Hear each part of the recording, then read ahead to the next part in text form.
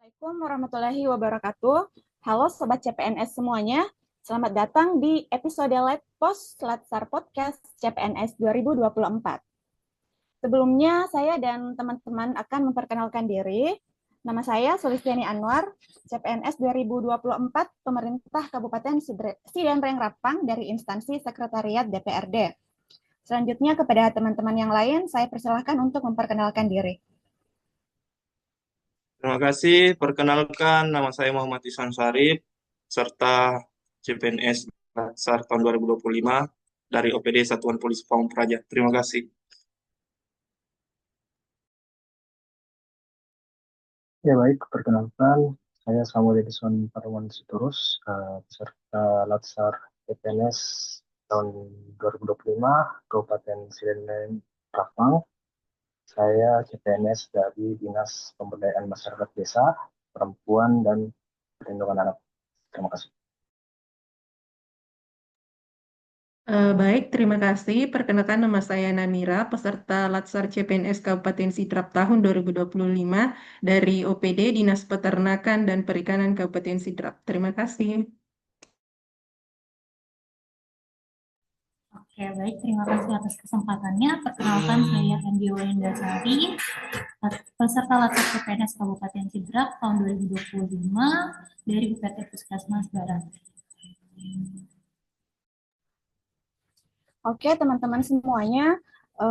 Jadi dalam sesi Let Post kali ini kita akan membahas salah satu isu yang sering terjadi akhir-akhir ini, yaitu mengenai hate speech atau ujaran kebencian. Topik ini menjadi sangat penting sekiranya untuk kita bahas karena sudah sering terjadi, baik itu di media sosial atau bahkan di dalam kehidupan kita sehari-hari. Jadi sebelumnya, apa itu hate speech atau apa itu ujaran kebencian? Hate speech itu bisa kita artikan sebagai segala bentuk ucapan atau tulisan atau ekspresi yang menyerang seseorang atau kelompok berdasarkan identitas tertentu seperti suku, agama, ras, bahkan orientasi seksual atau sampai ke pilihan politik. Jadi bukan sekedar pendapat atau kritik, tapi serangan yang menimbulkan kebencian terhadap korban. Contoh sederhananya, sering kita dapati komentar di media sosial yang menyudutkan pemimpin kita. Misalnya, pemimpin kita yang ada di negeri ini dengan mengeluarkan kata-kata yang menuduh, menghina, atau bahkan menjatuhkan dan memprovokasi orang lain untuk ikut membenci. Atau contoh lain seperti mengeluarkan kalimat penghinaan yang dapat menyerang identitas atau kelompok tertentu.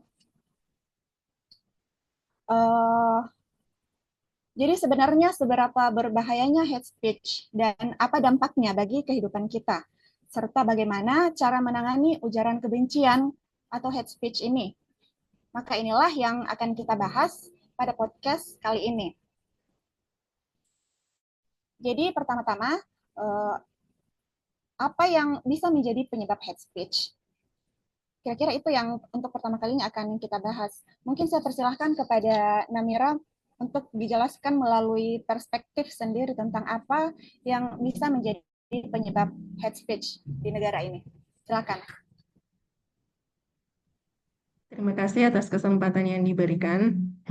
Begini, pernah nggak sih teman-teman membuka sosial media seperti Instagram, TikTok, atau Twitter, tiba-tiba menemukan komentar dengan kata-kata yang cukup kasar, sampai menjatuhkan orang lain. Kadang itu membuat kita heran, mengapa orang lain bisa mengutarakan hal-hal sedemikian rupa. Kenapa sih mereka juga tega menyatakan hal tersebut? Nah, sebenarnya ada beberapa penyebab kenapa orang bisa melakukan hate speech. Yang pertama itu ada faktor emosi pribadi. Banyak orang melampiaskan rasa marah, frustasi, atau kecewanya melalui kata-kata kasar. Misalnya dari pribadi mereka ada masalah di tempat kerja, keluarga, pasangan, atau teman, biasanya mereka melampiaskannya itu ke orang lain di dunia maya. Jadi, hate speech itu bisa dipakai sebagai cara untuk buang emosi. Yang kedua itu faktor identitas kelompok. manusia itu cenderung membagi dua antara kami dan mereka. Nah, ketika ada perbedaan, entah itu suku, agama, atau perbedaan pendapat politik, mereka akan merasa kelompok mereka itu lebih benar dibanding kelompok lain, sehingga dari mereka itu menimbulkan rasa keinginan untuk memandang enteng, memandang lebih rendah kelompok lain tersebut. Mungkin seperti itu dari saya. Baik, terima kasih. Selanjutnya mungkin ada tambahan dari Ihsan mengenai penyebab terjadinya hate speech. Silakan. Ya, terima kasih sebelumnya. Mungkin sedikit saya tambahkan, ada juga pengaruh media sosial. Di dunia digital ini semua orang bisa ngomong sesuka hati.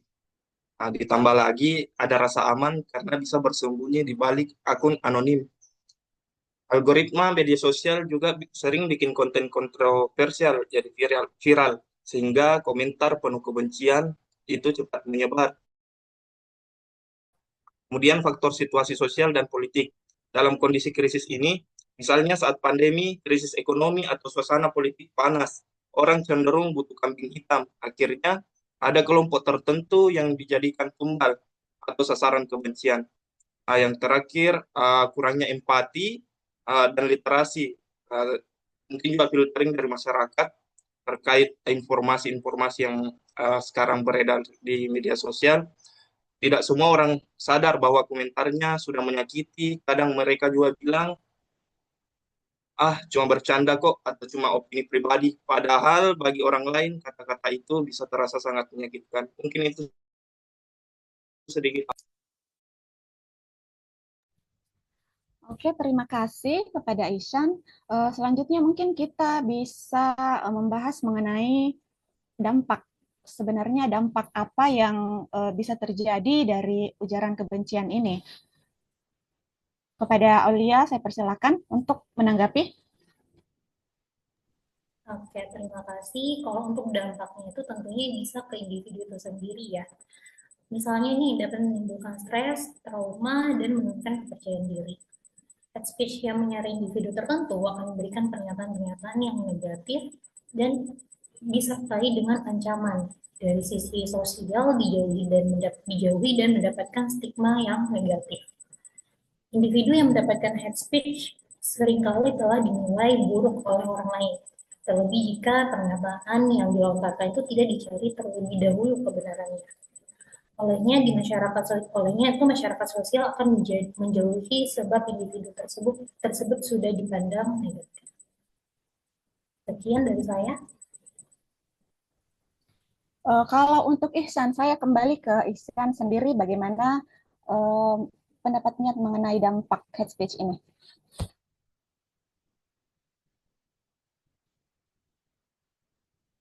Silakan Ihsan. Kalau menurut saya ya terima kasih. Kalau menurut saya setuju dengan argumen dari Bu Andi Aulia tadi.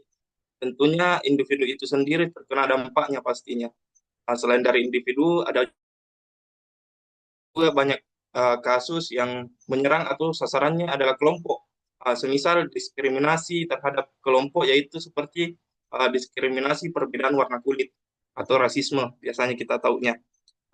Ini cenderung menyebabkan kerusuhan atau aksi terorisme. Sering sekali generalisir sehingga mendapat hate speech.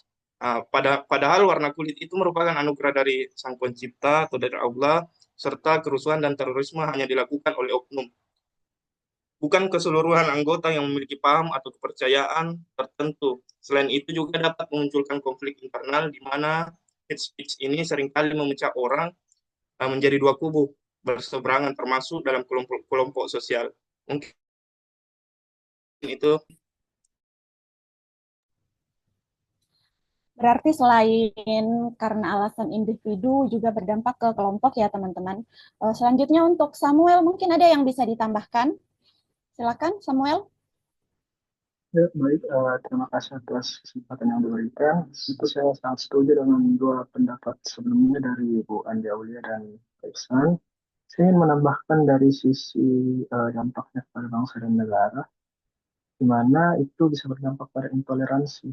Adanya hate speech ini bisa memojokkan satu pihak, baik itu individu, baik itu kelompok, sehingga nantinya kepada bangsa dan negara ini ada intoleransi yang muncul. Kemudian yang kedua itu ada radikalisme dan terorisme seperti yang dijelaskan Pak Ihsan tadi, dan yang terakhir itu bisa muncul semacam provokasi yang akan memicu adanya kerusuhan jika terjadi hate speech, sehingga kerusuhan ini jika tidak diselesaikan dengan cepat bisa memunculkan lagi yang namanya konflik berkepanjangan, sehingga dapat mengganggu stabilitas politik dan keamanan negara.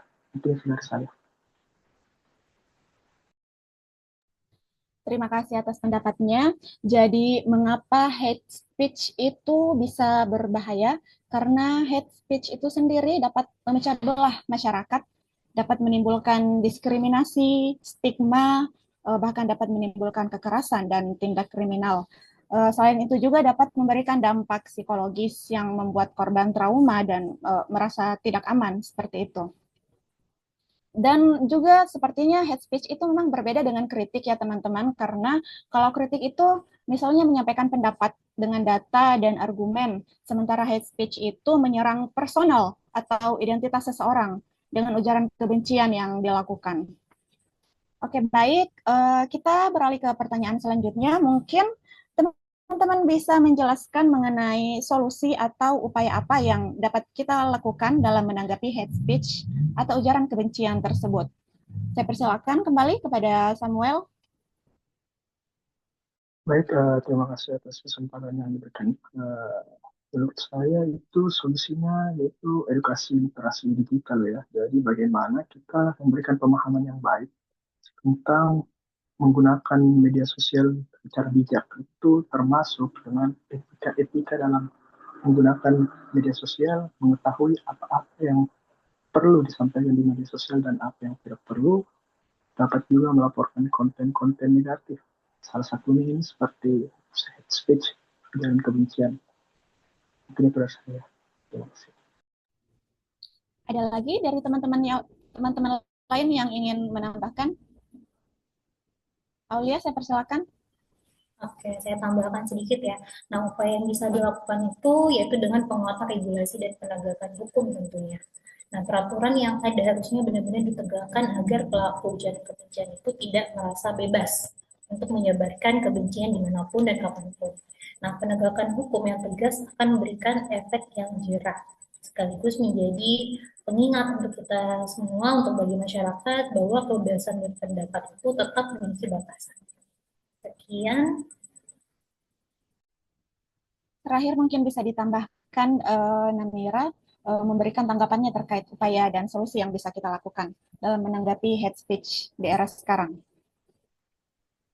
Baik, terima kasih atas kesempatannya.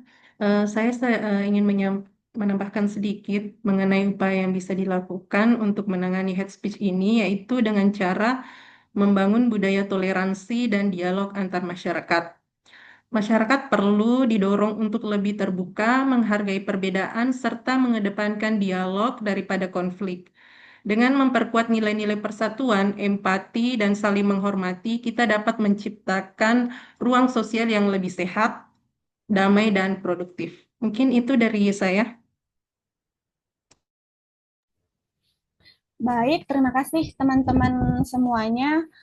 Jadi saya simpulkan bagaimana kita menyikapi hate speech. Salah satunya adalah dengan bijak bermedia sosial, menyebarkan konten positif, dan sebagai ASN tentunya kita harus bisa menjadi role model atau contoh nyata dalam kehidupan sehari-hari untuk bersikap lebih santun, baik itu di media sosial atau di kehidupan kita sehari-hari. Jadi kita harus benar-benar memikirkan terlebih dahulu sebelum menulis atau berkomentar, dan jangan ikut-ikutan menyebarkan kebencian. Karena apa yang kita katakan, apa yang kita lakukan bisa membangun tetapi juga bisa menjatuhkan dan menghancurkan orang lain. Jadi mari kita gunakan media sosial dengan bijak. Jangan sampai kita saling melukai hanya karena perbedaan pendapat atau pandangan. Sekali lagi terima kasih banyak teman-teman sudah berbagi insight soal hate speech hari ini. Semoga obrolan hari ini bisa menjadi pengingat buat kita semua untuk lebih bijak lagi dalam bermedia sosial. Sekali lagi teman-teman semuanya, saya ucapkan terima kasih kepada Namira, Ihsan, Aulia, dan Samuel. Terima kasih atas waktunya hari ini.